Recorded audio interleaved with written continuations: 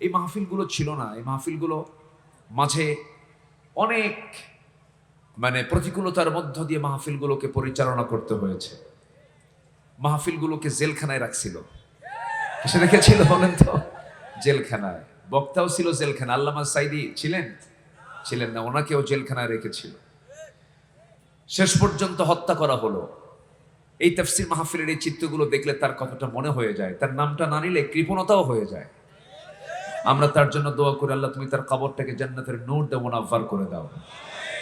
এবং আমার যতটুকু মনে হয় তাকে পরিকল্পিতভাবে সাজানো নাটকের মধ্য দিয়ে তাকে হত্যা করা হয়েছে। এরকম প্রতিটি হত্যার বিচার বাংলার জমিনে বাস্তবায়ন হওয়া দরকার। কি ঠিক কিনা বলেন? এজ এ আলেম হিসাবে নগণ্য আমি একজন গোলাম, এতটুকু দাবি আমি করতেই পারি। তবে হ্যাঁ, জুলুম টিকসই নয়। যুগে যুগে যারা এই জুলুম করেছে তাদের পতন হয়েছে। ফেরাউনকে আল্লাহ তাআলা পানিতে চুবিয়ে মেরেছেন, নমরুদকে ন্যাংরা মশা দিয়ে বিদায় করেছেন, আবু জেহেলকে ছোট্ট একটা বাচ্চার হাতে দুনিয়া থেকে বিদায় করে দিয়েছেন। সম্মানিত বন্ধুগণ, সম্মানিত ভাইয়েরা, এই পৃথিবীতে টিকবে শুধুমাত্র মানবতা, টিকবে হচ্ছে মানুষের সেবা, মানুষের কল্যাণ। জুলুম টিকসই হয় না, তার বড় প্রমাণ হলো জুলুম করবে যারা, মামুবাড়ি দিল্লি গিয়ে পড়বে তারা। জুলুম করা যাবে না। জুলুম এটা ভয়ঙ্কর একটা অপরাধ। আল্লাহ তাআলা জালিমকে কখনো বরদাস্ত করতে পারেন না। এবং আল্লাহ তাআলা জুলুম থেকে বাঁচার জন্য বহু জায়গায় বান্দাকে তাকিদ করেছেন।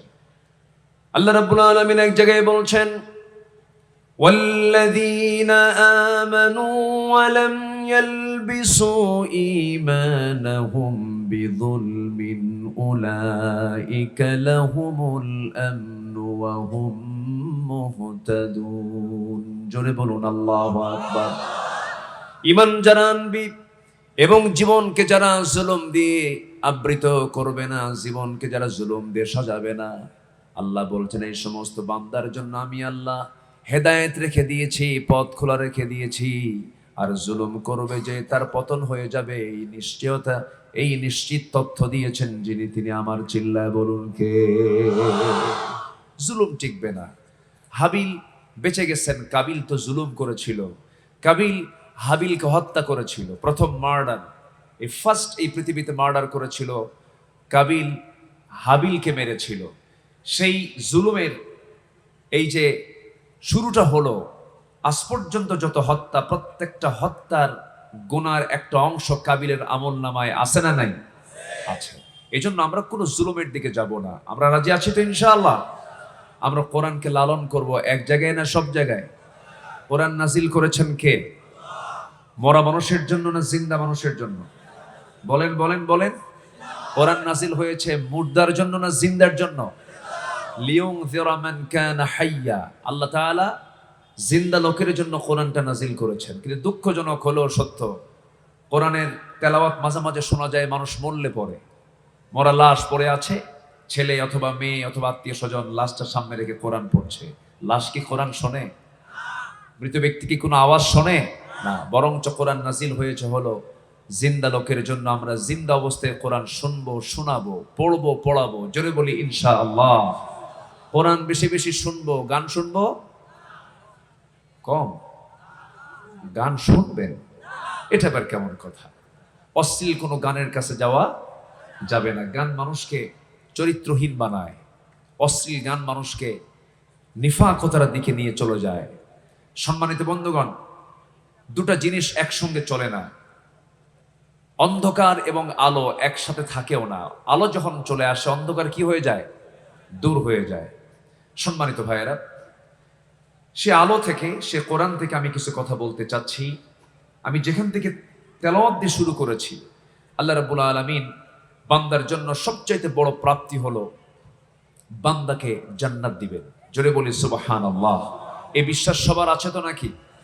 আমাদের মৃত্যুর পরবর্তী ঠিকানা আমরা কি পেতে চাই বলেন? বলেন কি পেতে চাই? জান্নাত। জান্নাতটা কি ছোট হবে না বড় হবে? কেমন বড় হবে বলেন? সর্বনিম্ন, মানে সবচেয়ে ছোট জান্নাত, সর্বনিম্ন জান্নাত যাকে দেওয়া হবে সেটি হবে হলো 10টা পৃথিবীর মতো একটা জান্নাত। মনে হয় ছোট হয়ে গেছে, জোরে বলেন সুবহানাল্লাহ। কয়টা পৃথিবীর মতো? 10টা পৃথিবীর মতো একটা জান্নাত আল্লাহ তাআলা বান্দাকে দিবেন। কিন্তু বান্দা তো বিড়ি খাওয়াই ছাড়ে না।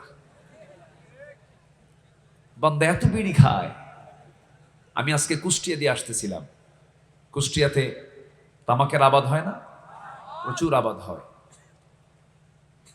এই তামাকের গাছ যারা দেখছেন, তামাকের গাছ কিন্তু খুব মানে তরুতাজা, পাতাগুলো এত সুন্দর সজীব, একদম সজীব সবুজ পাতা, মানে এত মানে ওই যেরকম লাউ গাছ যেরকম আছে, লাউ গাছের পাতা যেমন না, হ্যাঁ একদম, হ্যাঁ সুন্দর, মানে বড় বড় পাতা, সবুজ পাতা। তো আমি একদিন মনে মনে চিন্তা করলাম যে এই পাতাগুলো, এই গাছগুলো লাগাইছে যারা, তারা তো বেড়া দেয় না, এর তো কোনো গার্ড ওয়াল নাই, এগুলো কি গরু ছাগল খায় না? তো আমি একজনকে জিজ্ঞাসা করলাম, ভাই এই যে তামাকের গাছগুলো আপনারা বেড়া দেন না, এ তো গরু ছাগল খেয়ে ফেলার কথা, কুত্তাও খায় না। মানে এই তামাকের পাতার ক্ষতিকর দিক ছাগল বোঝে, গরু বোঝে, জীবজন্তু বোঝে, বোঝে না কে? আল্লাহ এই জন্য এক জায়গায় কিছু গালি দিয়েছেন, থ্রেট দিয়েছেন। গালি শব্দটা বলবো না, এই ক্যামেরাম্যান আমার কথাটা আবার, মানে এই যে গালি শব্দটা আল্লাহ না, আল্লাহ তাআলা এক জায়গায় থ্রেট দিচ্ছেন, শক্ত করে বলছেন। কি বলছেন?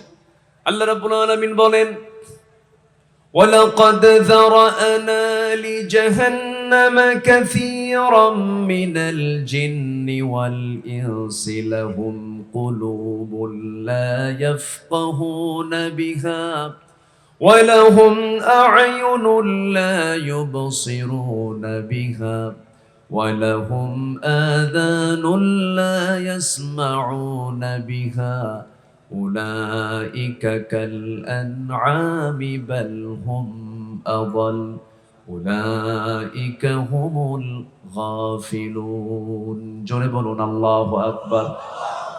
অধিকাংশ বান্দাকে আমি সৃষ্টি করেছি জাহান্নামের জন্য। হয়তো প্রশ্ন করবেন, আল্লাহ তো জানেনি আল্লাহ অধিকাংশকে জাহান্নামের জন্য সৃষ্টি করেছেন, দোষটাতে আমার দোষটা কি? আল্লাহ তো নিজেই জানেন আমি জাহান্নামে চলে যাব। কিন্তু না না, প্রত্যেক শিক্ষক কিন্তু ক্লাসের সব ছাত্রের তথ্য জানেন, কোন ছাত্র ফেল করবে পাস করবে এটা কিন্তু শিক্ষক জানেন। কিন্তু ছাত্র ফেল পাসের জন্য ব্যর্থতা শিক্ষকের না ছাত্রের? বলেন কার কার কার? ছাত্রের। আল্লাহ রাব্বুল আলামিন তো জানবেনই, তিনি তো ভবিষ্যতের মালিক, বর্তমানের মালিক, অতীতের মালিক। তিনি বলছেন অধিকাংশই জাহান্নামের সৃষ্টি, জাহান্নামে চলে যাবে যাদের চোখ আছে দেখে না, যাদের কান আছে শোনে না, যাদের অন্তর আছে বোঝে না। এরা হলো চতুষ্পদ জন্তু, অথবা এর চাইতে নিকৃষ্ট। নাউযুবিল্লাহ। কার কথা? আসতে বলবেন না, কার কথা? আল্লাহর কথা। হাইরে বিড়ি খায় মানুষ, মাঝে মাঝে চিন্তা করে রমজান গেল, এই অভ্যাসটা কেউ ছাড়তে পারে না। আল্লাহ তো রমজান দিয়েছেন নেশা থেকে মুক্ত রাখার জন্য, এই রমজানটা দিয়েছেন। নেশা করো, রমজান মাসের একটা মাস ট্রেনিং নাও, নেশা মুক্ত তোমার জীবনটা গড়ো। কিন্তু সারাদিন রোজা ঠিকই থাকে, সকাল থেকে ইফতার পর্যন্ত কোনো সমস্যা নাই, ভালোই ছিল, কোনো ডিস্টার্ব নাই, কোনো গুতাগুতি নাই।